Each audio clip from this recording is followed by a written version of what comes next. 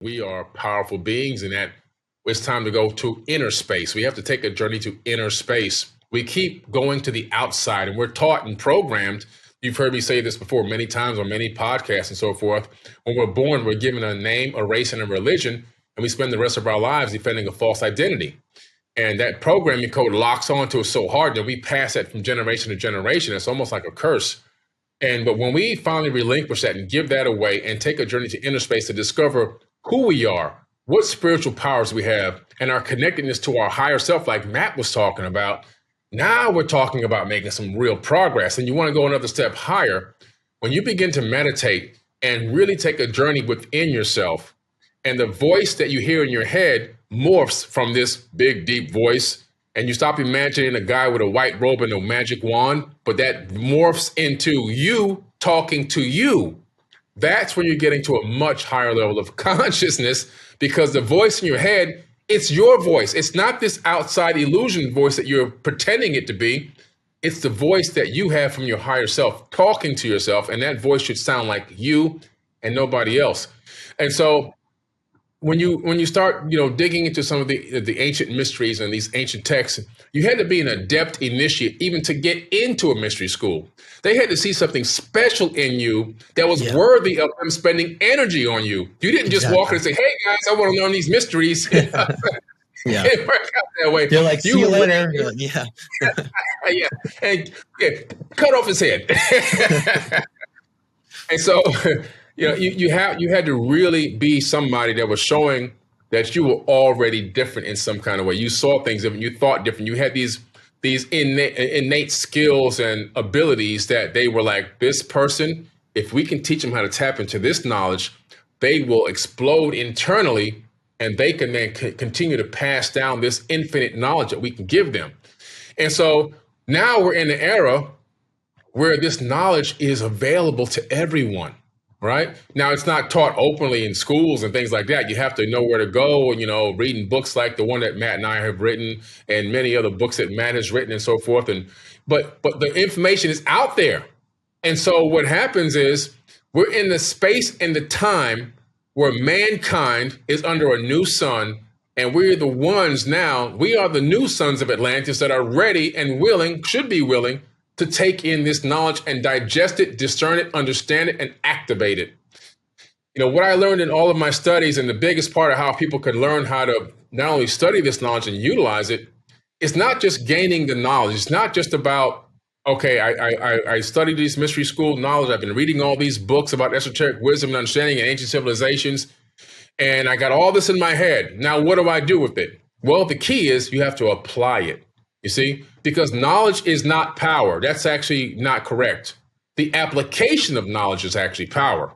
When you begin to apply what you've learned and see it working in your own life, this is why people say, well, Billy, why do you have these nice cars and nice houses and nice things like that? Well, the reason why I do that is because I'm trying to attract people into, my consciousness web. I want to bring people who are out there who aren't even interested in what I have to say, but I'm catching them with a little bit of a diamond. I'm capturing with a little bit of a gleam and glimmer over here. And see, because when people see that things that you're talking about are actually working in your own life, and you're showing some level of what they perceive as success. If it wasn't for that, success is so many different things. But I understand what it takes to get the people who need to hear this word. And I show that, I splash it at them. Why?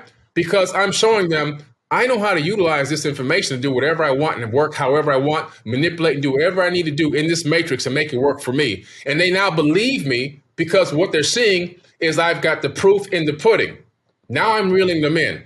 Now they're here. Now they're getting the knowledge. Now let's take it to the next step. Apply this in your own life.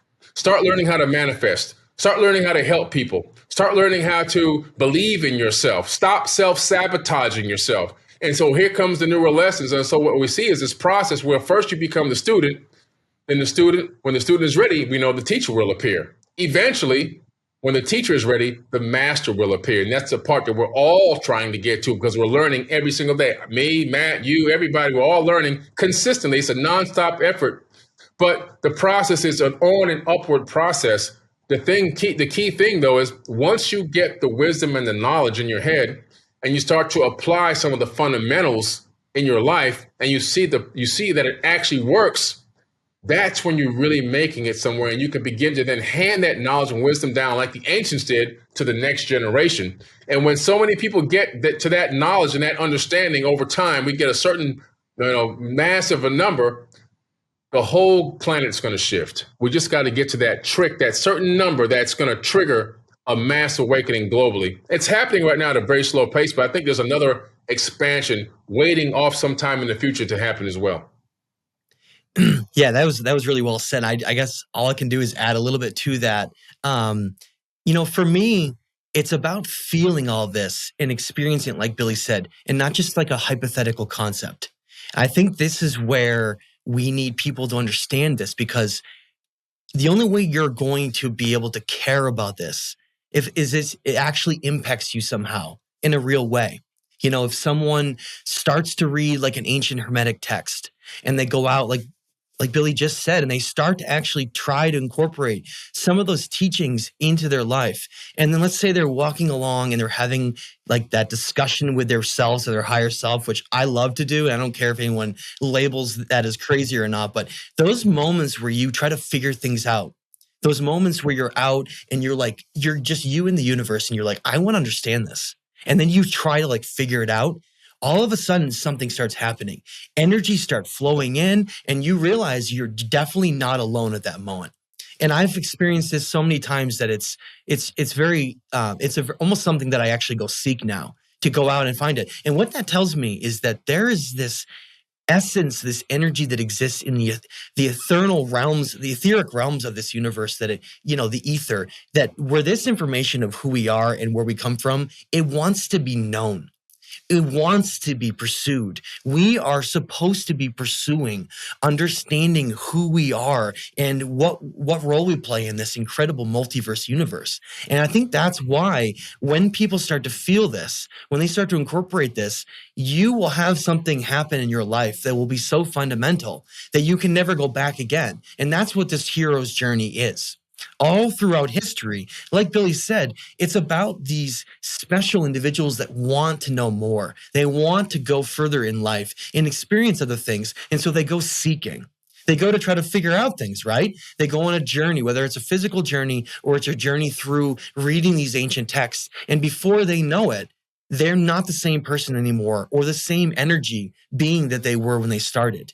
And when they put those things into practice, all of a sudden, the ancient knowledge in the ancient past comes to life, and you become a part of it. And you realize to yourself, if this is all just a game, if we are these incredible beings of the universe that incarnate into this physical body, but we forget almost everything, then the game is for us to try to figure it all out again and to try to do it over and over again, almost infinitely, until we can ascend to a point where we become so powerful that we almost like disappear as a physical being and we become like these creator gods. This is the game. The game is for us to see how far we can take this life. And every time we wake up and we have another 120 years, how far can we take that? And that's what the ancients have left behind, the entire blueprint for how to do it. It's one thing if you wake up and you're in like in medieval times and you're in like an oppressed government and you have no way to access any ancient text or knowledge. There's no way for you to know anything. But what about if you had something completely opposite happen? How about existing in a time where you can pick up your phone and look up any ancient text and anything in the world you want to know about? Right? Imagine the power that you could then take and incorporate that into your life. But the problem is, how do you know where to look? And that's what Billy Carson and I are trying to do, is lay down a foundation of say, look, we've spent thousands of hours on trying to read every ancient text and everything we can. Here's what we found to be the most helpful and the most important along our story.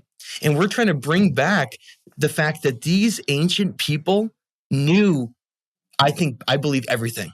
I believe they literally were handed down the knowledge of basically everything. And so they wrote out this this walkthrough guide to this game. They already wrote it all out, right? Here's how you reach higher states of consciousness and unlock your Kundalini energy and what that does, blah, blah, blah. Like, it's all there. Like, we act like there's so much mystery still with this. It's kind of silly, actually, right? It's just like, why don't you just pick up the guide and then just go through the lessons and then you can do it? It's there, but it's hidden. But most people don't understand that all these guides to us unlocking it, they're not within just like Christian text or Hebrew text. They're within all of the ancient knowledge of everything that came before. Whether or not you read the Quran or you read a Hebrew text or a Christian text, or you read something like a Gnostic text, if you take out anything that was rewritten later as a manipulation, the core of what they're saying is always the same thing. It's always the same thing. It's how do you reach Christ consciousness? How do you take this ancient knowledge and incorporate it? And then how do you become that? And so for me, we're taking something that's already there and we're trying to literally alter all of reality here so that we can take this next step to become like this superhuman species. And that's what, the controllers and those don't want us. They want us to be like a worker. But really, we are like an incredible God of the universe. And that's what is so amazing about all this.